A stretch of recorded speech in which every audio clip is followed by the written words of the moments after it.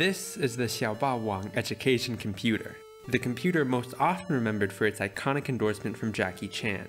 It stands out from other home computers of its day because this machine can run NES games from cartridge. Well, not NES cartridges, Famicom cartridges, but geographically that makes more sense. The name Xiao Bawang can translate into Little Tyrant King or sometimes Little Emperor, and to make it clear if the keyboard wasn't obvious enough, this computer is not simply an NES clone or a Famiclone. It's capable of so much more than that.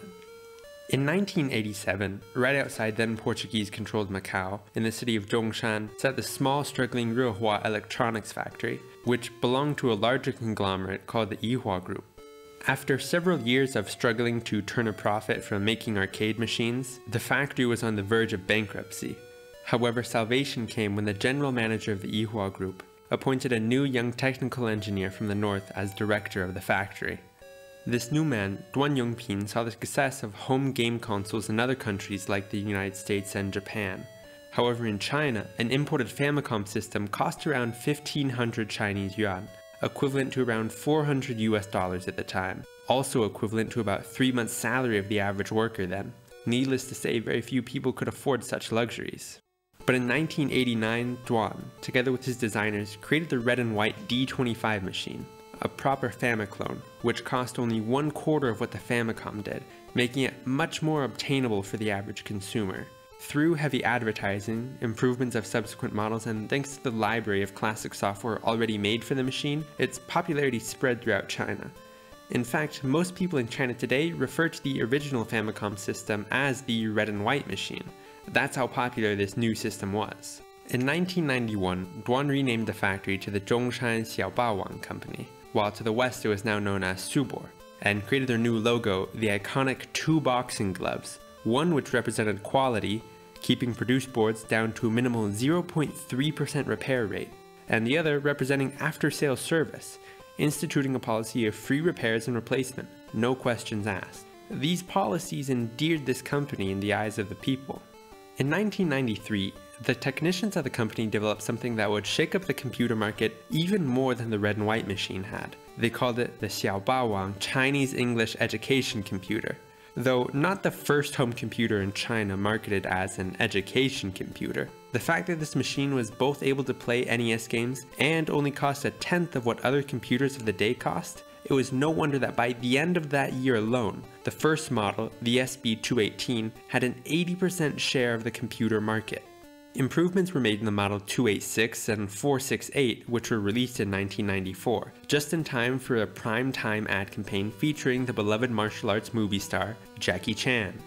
Chan's ad campaign, in which he plays both the father and son, is a pun on his own Chinese name, Chenglong, which means becoming the dragon, and also uses the classic idiom, 望子成龙, to wish one's son to become a dragon, meaning to wish them to become successful in the world, something that many parents in China bought into, and you didn't hear the kids complaining about it. So let's take a look at a later model, the 926, which was released in 1995, starting with what came in the box. In addition to the education computer, there are 2 15-pin Famicom-compatible controllers, an education cartridge, an RF cable, and a power supply. Mine came broken, but the regular Famicom power supply will also work just fine. The computer itself features a full 101-key keyboard along with a dedicated power button and a Famicom cartridge slot on top. Note the inclusion of the pause, break, and reset buttons, along with keys labeled in different Chinese characters and radicals, but we'll come back to that later. The top is branded in Chinese Xiao Bawang, and the English version Subor, and the computer name, the Chinese and English Education Computer SB926. Each side features a 15-pin Famicom controller port, while the back has a parallel port, AV composite and RF output, and DC power input. Taking out a few screws and cracking it open, we can see the membrane keyboard and the main board of the computer. 2 chips, that's it.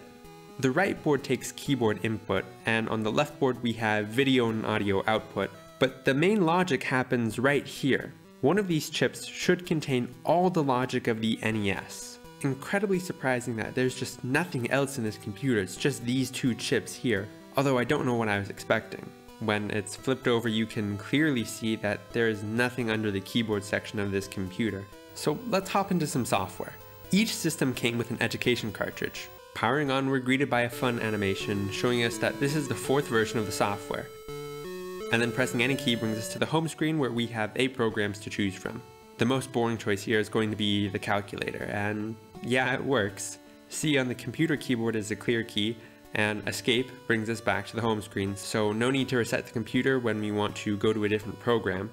Then there's F basic, which displays on a 30 by 25 text screen, filling the output resolution of 240 by 200. And one great thing is that since this was developed in the 90s, the keyboard layout is standard QWERTY and backspace actually goes back, as opposed to machines of the prior decade that were figuring it out. Basic works just like it should. Some sources online mention that this is a copy of Family Basic, but it isn't, it's its own thing. And again, from here, escape takes us back to the main menu.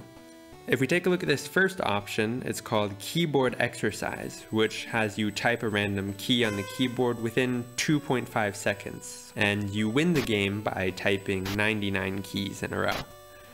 The game below that is called Typing Game in Chinese, and when we open it up we have the English title, Letters Invade. This is a fun take on Space Invaders. Here the letters are falling and they damage the floor when they reach it, but they very satisfyingly blow up if you can type them before they hit the ground. This game can be cranked up to 180 characters per minute, which is a lot for me to handle, but really fun to try out.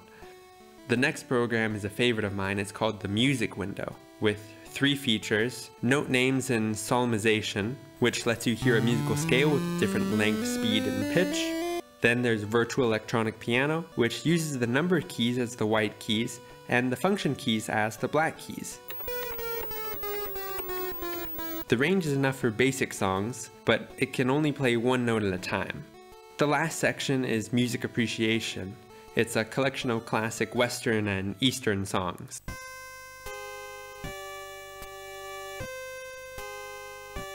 Two of the remaining options here are for studying different Chinese input methods. The first is Renji code, or cognitive code, although this method has no proper English name since it never really caught on.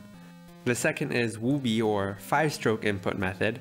This is where the blue text on the keys are useful. It shows which keys represent which part of the Chinese character. Each program itself is a simple typing game that I'm sure would be a lot more fun if I actually knew how to type Chinese with these certain input methods. And the last program on this cartridge is the Chinese and English text editor. Starting it up, we have 4 options: enter, help, print, or return. We'll type H for help first, which lays out the many input methods we can choose from, and we can switch using the function keys here. If we go back, we can select enter instead, and we can write the name of the document that we're going to be editing here. And this does automatically save as we type, so we could close out of this and then we could come back, and as long as we type in the same document name, we'll be editing the same document, although power cycling will lose all this data.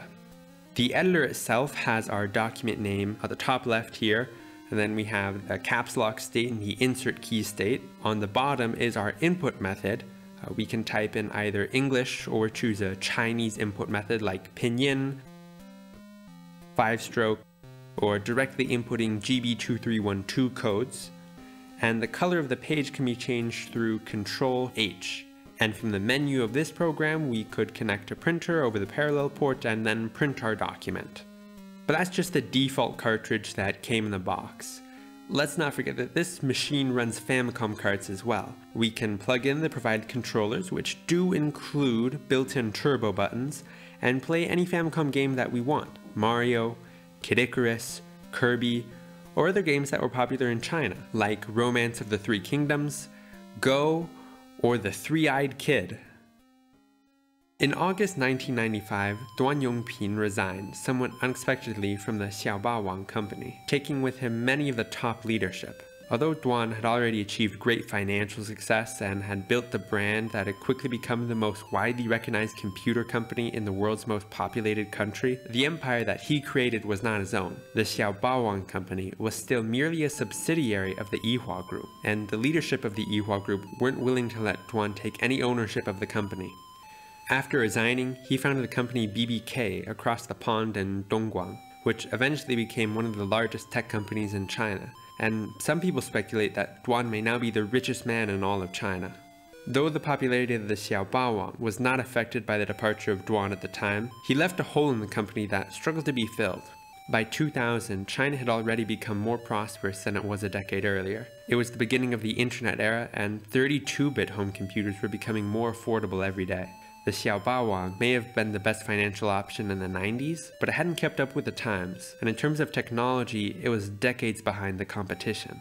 On top of that, video games came under increased scrutiny in China, being blamed for a myriad of social problems. The backlash went so far as to lead to a 15-year ban on game consoles. And although the Xiao Bawang was marketed as an education computer, its association with games also caused the company to want to pivot towards developing rice cookers, home appliances, and other electronics. Although the company would have minor success here and there throughout the years, even brokering a deal with AMD in 2016 to provide new VR chips, nothing ever came of it in the end. In 2020, it was announced on Weibo that the company was filing for bankruptcy.